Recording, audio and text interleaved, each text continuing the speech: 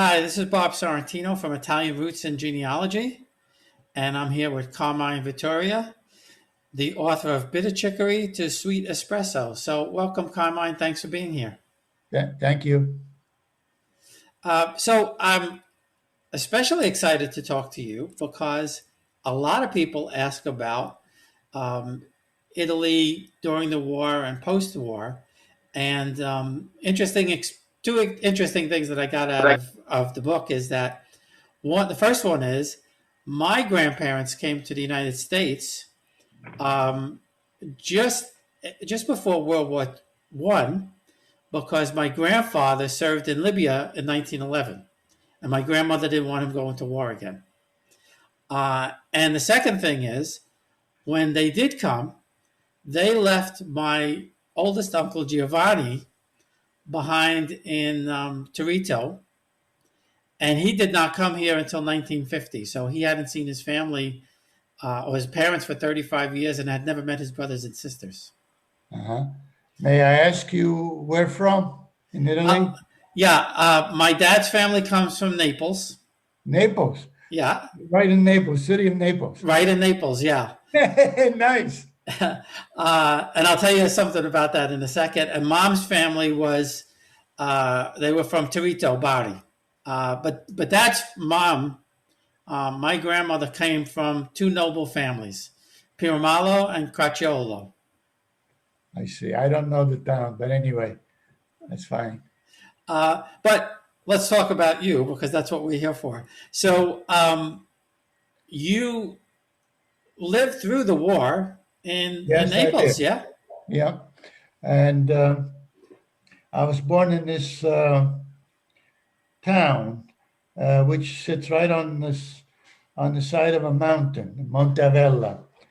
And the town itself goes way back, way back, back to the Roman days, actually Greek times, and so on. The name itself in those days was called Abella with a B, not with a V. It's Abella, Abella, and it's a variety of hazelnuts. Hazelnuts are nuts, like they Mm-hmm. come, and there are 18 species of them. One of them is Abella, believe it or not. Hence, the name comes from hazelnuts species. And in fact, the only industry there, I won't call it industry, but it's sort of people made a living from, or three things. Number one was hazelnuts. You see hazelnuts all over the world. Most likely they come from Avella or Mm-hmm. nearby. Two, olive oil. And three, shepherds, the dairy industry. But that's dying out. The days of the shepherds is dying out. I myself, I'm half breed. In other words, my mother was a shepherd and my father was a barber, barbier di Siviglia. But anyway, and so how they got together, I don't know. I could guess, but anyway, uh, so the shepherd family goes way back, and the name of it was everything. It's a Volscian tribe. In those days, they were called the Volscian tribes, but there's a better no Samnites. There were two tribes. One was the Samnites, and the other one was the Volscian. But nobody ever mentioned the Volscians, but they were there. But you got to remember, these people are nomads, i.e., shepherds. They crossed each other borders. There's no such thing as a border to a nomad, right? And Right. so and so the Samnites have survived even before. Well, they were there even before the Etruscans began to make their move before the Romans, and they fought the Etruscans. Then the Romans came along, and they fought the Romans. The only difference is they lost out, and the Samnites, or the people of Avella that were allied with the Romans, and they were rewarded by Emperor Sulla. And he said, since you helped us defeat the Samnites, we're going to build you an amphitheater, which was really a Greek theater, and they extended and make a field out of it. Now, They call it amphitheater, but in all realities, they also had it's like a small coliseum where they had the these people killing each other over there. But whenever I refer to that as a coliseum, people get upset because in their minds they think of the coliseum in Rome, right? The big coliseum, Yeah. the Colosseum. But even that one is an amphitheater. It's really a takeoff from the Greek theater that people extended and made something else out of it. Okay.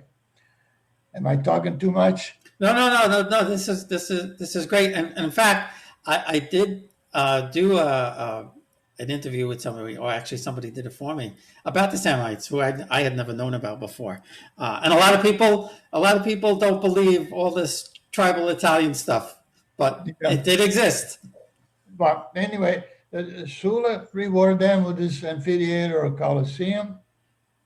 But then the valley between my town and Naples is a valley, big valley. It extends from the Bay of Naples up to the hills of the Apennine Hills, and there's a big valley. In fact, on top of Montevallo, you can see Vesuvius staring right into your face. Hmm. And now that valley has been invaded by so many people, it's unbelievable. It's not a question who invaded the valley. The question is who did not invade the valley. I mean, you name it, they invaded. For example, in 200 BC, or to be precise, 217 BC, Hannibal invaded the valley. Okay? 1,000 years later, about 800, 900 AD, then the Saracens from Libya as well, or Tunisia. And in those days it was called Carthage, Right. and so and that area of people invaded that valley again 1,000 years.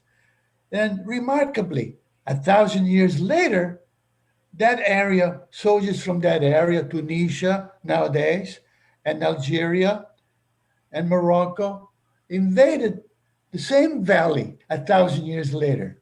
In fact, every 1,000 years, there have been invasion from that part of the world into the valley. Now, the question I have is, will we have another invasion 1,000 years from now? I don't know. Maybe. Who knows? But that's an artifact. I'm very amused by it. That's interesting. So, as far as you know, right, your family's been in that town or in that valley forever, yeah? We'll be right back. Experience Italy like never before, traveling with a scheduled group or create your own bespoke tour with friends with PhilItaly.com. Pack your bags and follow Phil. That's www.philitaly.co.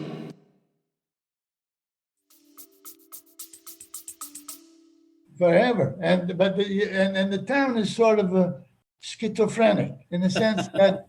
But by the way, I should mention there is a castle that those pilgrimage during the Middle East and all that in the 1200, and they use that castle up on a mountain. But anyway, back to the family. Well, the town is split in two ways. The town itself is sort of commercial like. You have the barber, you have the meat baker, and so on and so forth, and then you have the shepherd clan, if you wish. At least in my days, I'm talking about my days, okay?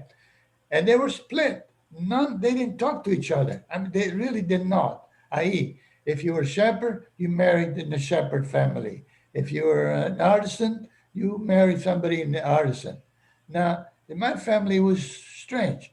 A shepherd married an artisan, like so. And I don't think the marriage was condoned on both sides, if you know what I'm saying. I know what you mean. Yeah. So, because a lot of the marriages in those days, I would say, they were fixed in some sense within the shepherd and also within the artisan.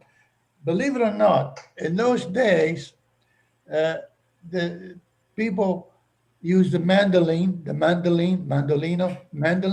to serenade a woman. And my mother used to tell me, well, I was serenaded many times. And but nowadays, who the hell serenades? Nobody serenades anybody anymore. Nobody plays the mandolin. They don't even know how to play the mandolin. So anyway, uh, but now I ever the shepherd tradition. People, the young people say, "Hey, wait a minute! I don't need this hard work." Think about this: if you're a shepherd, you're up in the mountain. The weather when you have storms up there, it is terrible, believe me. And I've been up there, okay? And and you travel up on the hills, you look for that grassland or flat valley to rest and whatever, and you keep on going. I mean, for example, you travel north toward Rome or south toward Calabria, like that. But up Mhm. on the mountain, always up on the mountains like that. And what do you get out of it? Well, you make wool. You sell that to the stores and nearby the big towns like Naples, Nola, whatever like that.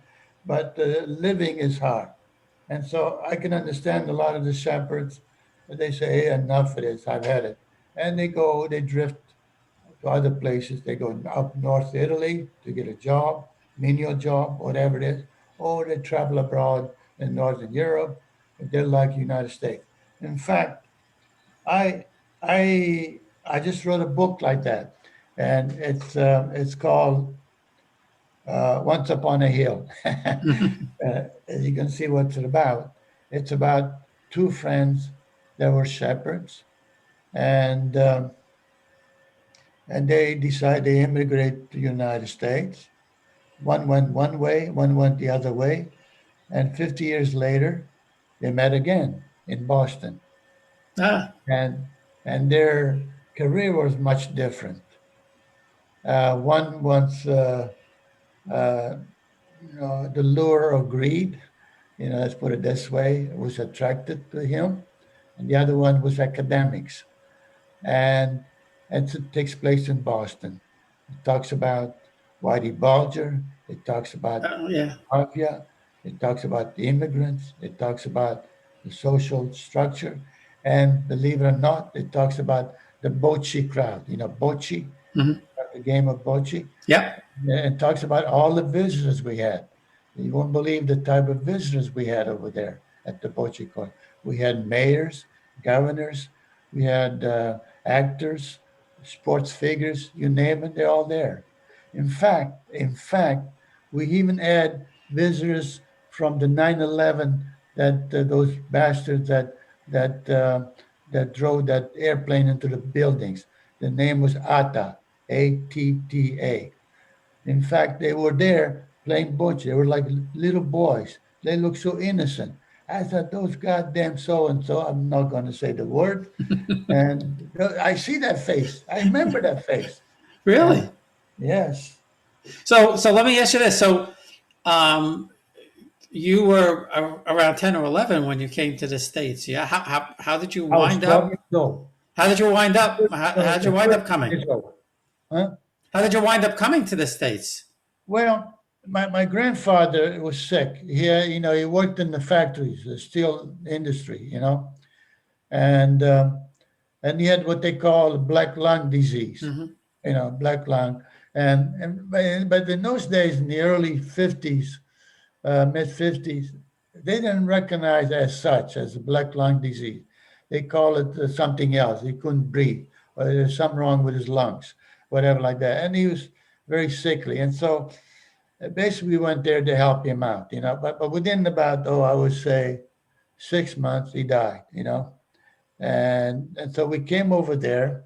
What was your question again? Sorry. Now, how did you wind up coming? So your grandfather had come to the States, but your parents didn't. And if I read it correctly, your dad. My Did. grandfather came to the United States, correct. 19, uh, either right after the war or before the war, World War I. Mhm. Okay.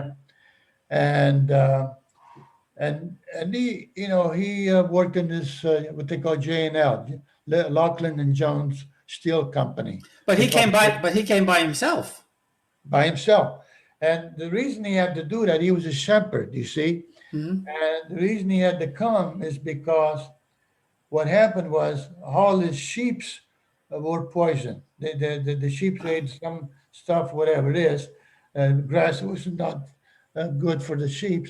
Not only his sheep died, but also his friend's sheep. What happens is, whenever a shepherd took the sheep out, not only he took his sheep as well as neighbors and so on and so forth like that, and he took turns in taking the sheep. You follow what I'm saying? Yep, yep, yep.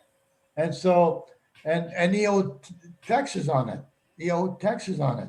And and what happened? He went to America and he paid off all the debts, all the taxes he owed, and so forth.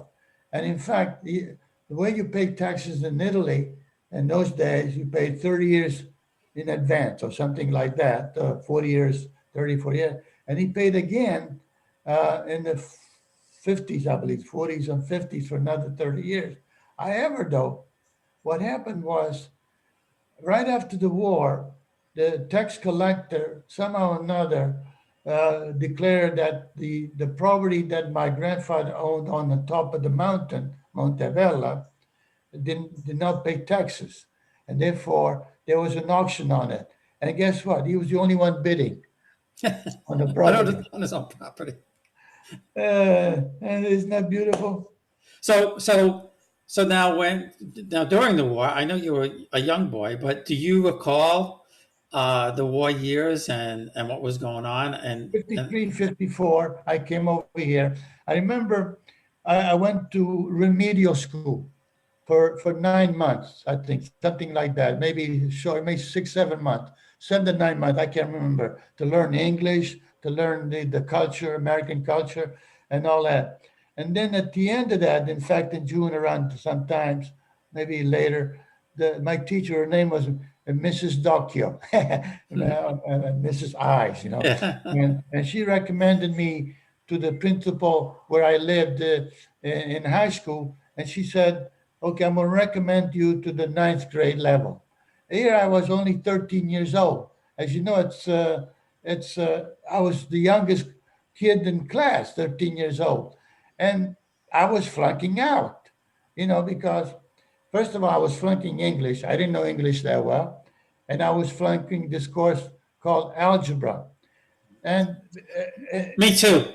I hated algebra. yeah, and so I went to the teacher and I said to the algebra teacher, I said, "Listen, um, I know how to add numbers. I know how to divide numbers. I know some geometry." I said, "What do I do with X and Y?" And I said, "I have no idea."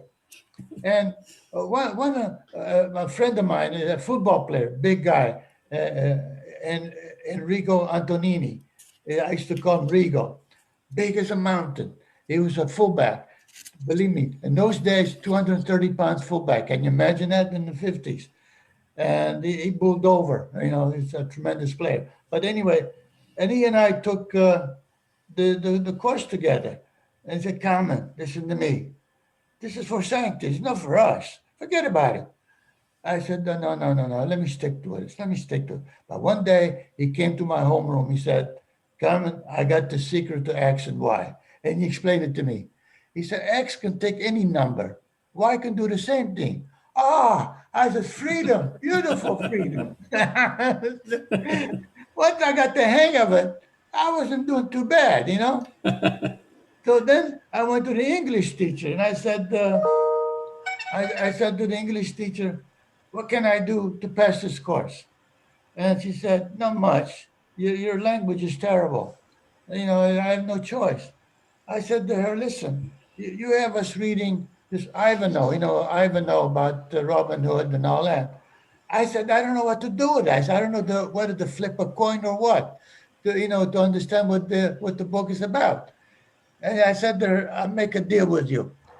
I said, "You have us reading Merchant of Venice, Shakespeare, right?" I said, "I'll memorize for you one page of Merchant of Venice. Will you give me a D minus?"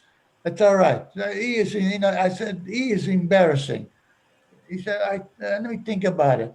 Like, so the next day, not the next week, I memorized 2 pages of Merchant of Venice, but she couldn't figure out heads or tails what I was saying. I was like, Anyway, those are funny days. We'll be right back.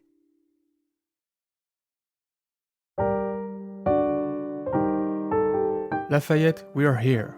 The French history podcast for the American public by a Frenchman. Learn all about France's fascinating history, its great characters like Charlemagne, Joan of Arc, Louis XIV, or Napoleon, but also the great events that marked France, Europe, and sometimes the whole world. Lafayette, we're here. Available wherever you get your podcast or on LafayettePodcast.com. À bientôt.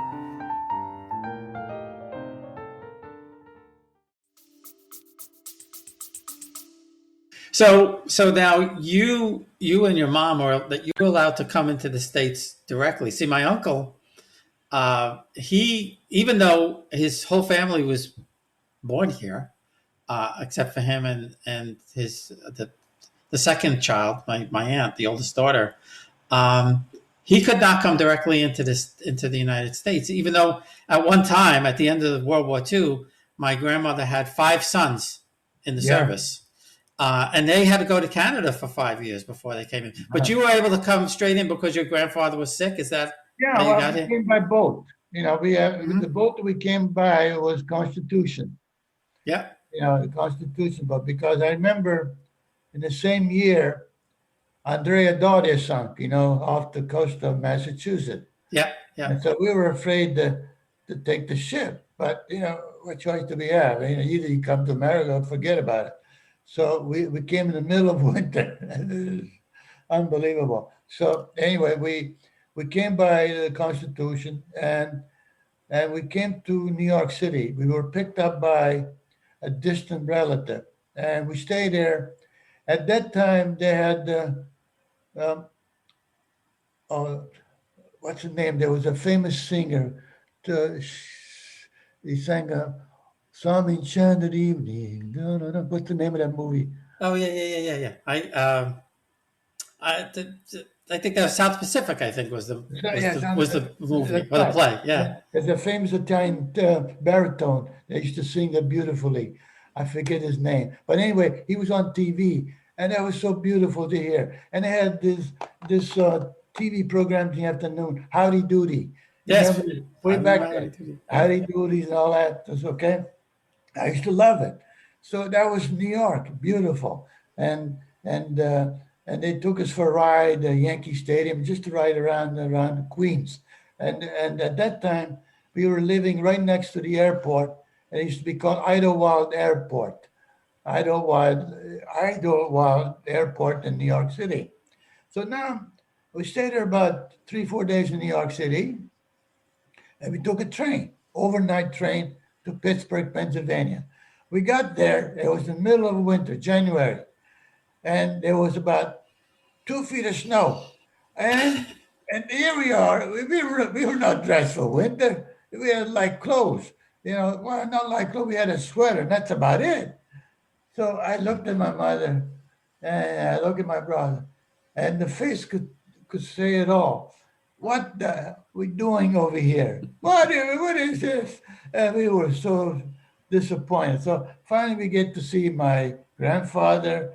He was on bed and all that. Some family was taking care of him. And the first thing happened was they assigned us to this remedial school. We had to take 2 buses, one to downtown Ambridge and then across the river to Aliquippa. The town of Aliquippa is where Mike Ditka, the famous football player, came from. Yeah. Mike Ditka. I remember Ambridge and Aliquippa used to have rivalries. And the Ambridge used to have the 3 Irishmen. One was Guido. The second one was Marcello. The third was Antonini, the black Irishman. And Guido was a hell of a beautiful player, unbelievable running back. And we played the Aliquippa. And there on the first play, from scrimmage, Joe Guido had this nice, he would dart left and then cut back. And there's a famous You could see coming. Everybody blocked it nicely. No, the only difference is Mike Ditka was waiting for him, and he leveled them off. He broke two ribs, and he didn't play the rest of the game. So you played ball with Mike Dicker or against Mike Dicker? No. I didn't play football, but I'm telling you about the football team and all that. Okay. So, and the running backs were all Italian Americans. One was Antonini, Marcello, and Guido, and they're very nice people. Very, very nice. I met them. I talked to them. You know, let's face it. You come to America as a little kid, right? And you don't want to stick out like the rest of the kids. So what's the first thing you learn? You learn how to play basketball. You learn to play football. And you learn how to play baseball. And I learned all three of them, right? And that's all I did. So come rain, or come sunshine, whatever. I was out in the playground playing basketball with this and that and so forth. And I learned English that way. That's probably the best way. Oh, yeah, I'm sure it was the best way. Yeah, my like I said, it was interesting when growing up because of course my mom's family, everybody spoke English because they were all born here, except for my uncle Giovanni, and all his children all had Italian accents. So it was very interesting. And my dad's family, his oldest brother and two of his three sisters, the older two sisters, were born in Circola, just outside of Naples. But they came young, so they didn't really, they really didn't have the accents like my grandparents did. So did you when you were a little boy in Italy, did you encounter any German troops, American troops, British troops? Yeah, well, okay. To begin with, it was, I was a little boy. I mean, little, 2 or 3 years old, whatever, and there was turmoil in my grandfather's house, and the turmoil was about they said there's some soldiers by the cemetery, and at first we thought, oh, well, not we. I wasn't thinking those days, right? I mean, and there was the elders were talking very, very fast and all that. Who's there? Who are they? This and so forth. So my grandfather said, "Don't worry, I'm gonna go there to the cemetery dirt road and find out who they are." So he puts me on his shoulders, right? Why me? I have no idea. I have no idea. So as we walking toward this the cemetery and this dirt road, out of nowhere, out of the bushes, came out somebody on a motorcycle, and it was a German guy, and my grandfather was shocked, and I didn't know any better. Oh, that's cute, and all that, and so, and then we keep walking, Finally, we get to the cemetery, a little bit past cemetery, and and all of a sudden we're staring into one huge tank. I mean, big tank took up the whole dirt road. I said, well, and my grandfather, no, I said, where do we go here? How do we go around him? And so we went to the ditch, and so we could go by, and and the German, they were very inquisitive. They wanted to know where are the caves. Oh, Interesting. yeah. And my grandfather, he owned a farm at that time. As far as I can tell, I'm right now I am guessing because being that young, I was not privy to their conversation. Sure, right. But I remember him pointing toward the mountain, Monte Avella. I remember that much. So my guess, this is purely guess, he was telling them there's a big, huge cave right in the middle of the mountain. Okay. In fact, that's San Miguel, Saint Michael, the cave. And in fact, later on after the war, during Christmas time or Christmas Eve, we attend Mass over there. It's in St. Michael uh, cave over there. There's an altar and all that, like so. At the bottom of that of the cave, there's a creek that water flows. That's a Flanio Creek. And what happens there is that, especially at that time in December, if it rains, it begins to flood. Mhm. Then you cannot cross there and go to town, and you're stuck there. Okay, but anyway, he was going to drive him over there and tell him to go there, right? And that was about 5 miles away from the town, roughly, more or less. And however, what he did not tell him that there were two caves right next to his farm, which is right in the town of Avella. He didn't want them close by, you know what I mean? Eventually, what happened, the Germans discovered those two caves, and also they camped about a mile or kilometer to the right side of that, about a couple miles from the farm. Okay, there were no dummies. And if you ask me what German division came, I think one must have been. Well, I'm guessing now, the Hermann Göring division and the 14th Panzer Division Mhm. came by that town. I did some research on that. That's how I know. Now, later on, that was about August, September, about time frame around that time. August about like that, and then about in November time, around that time, mid October, some November. Then we had these British troops come in,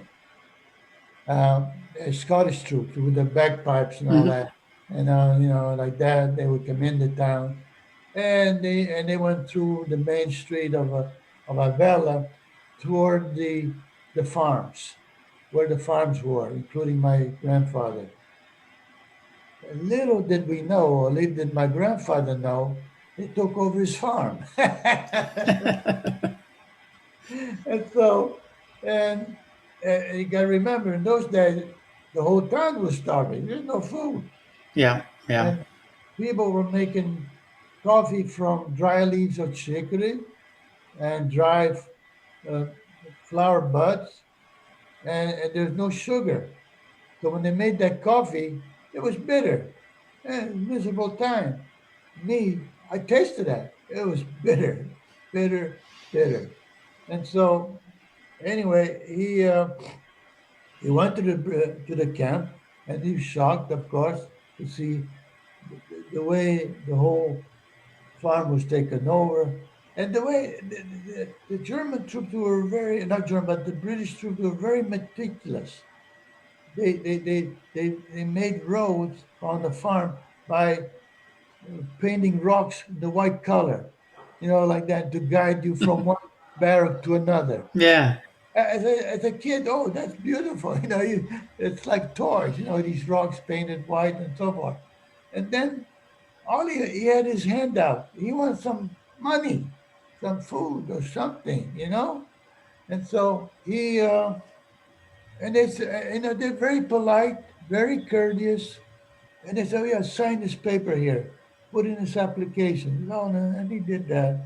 And we waited and waited. After about a couple hours, they said, "Go to barrack number so and so." So you follow the white rocks and you go there, right? And again, the same thing.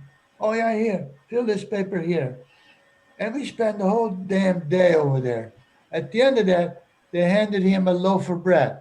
Did you ever eat Wonder Bread? Yeah. Now, the only difference between that bread and the Wonder Bread was that bread was not sliced. Right. Okay. But at least it was some food. It Yeah. was some bread. We didn't have any bread. And it was, anyway, those were the times. Now, I can go on and on. By the way, all of this is in the book, by the way. It's very nicely written, I believe.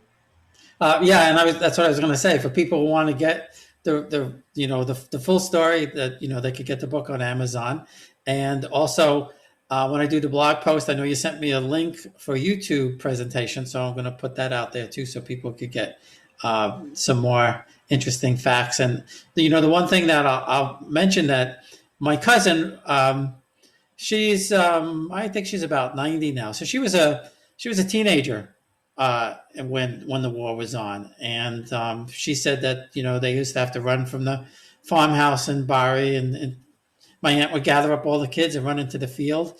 But she told me basically they had beans to eat. That's what they had to eat. And she said the Germans were there, but you didn't see a lot. And then later on, the Americans and the British came in. But she said she was, I guess she was like maybe 13 or 14. And she said she was, kind of afraid of the soldiers at that point. And probably for good reason, being a young girl. Anyway, continuing on with the story about my grandfather, one day, you got to remember, this is November, December, cold weather. I mean, in Italy, really, at least in the southern Italy, it really doesn't get as cold as here. Ice, like ice temperature, whatever. Mm-hmm. But that wind from the mountain, it hits you. It bones is really cold. And so, and my grandfather said, well, you know what? Let's change the road here. Maybe the wind will be different. We go down like this. And I remember we fell off almost like 8 feet, boom, straight down from his farm to another farm. I realized later on, as an adult, that's a fault line of earthquake. Oh yeah, right. Yeah. Boom, straight down. And then we went across this farm, and it was all hazelnuts all over. What it was a farm for hazelnuts, but the farmers weren't there. And then we came across this big structure. It looked like a building, but it was covered with ivies, covered with trees, and all that. And then, and my grandfather was curious. What the hell is that? And so there was a big portone, a big door, about 30 feet higher. So he took the ivies away. It was a big door. And in front of it, it had Roman statues broken up and rocks all over, and removed them. And finally, he pushed the portone, he pushed the door into this big, huge building. And guess what it was? It was the amphitheater. Oh, wow. Yeah. And so I said to myself at that time, but you see, I didn't pay attention to it. As a little kid or little child, I was busy. I was busy because there was these big black ants. They would dig a hole and go into that hole. I would plug it up with dirt, and then they would show up another place, and on and on and on. It was a losing proposition, so I gave up.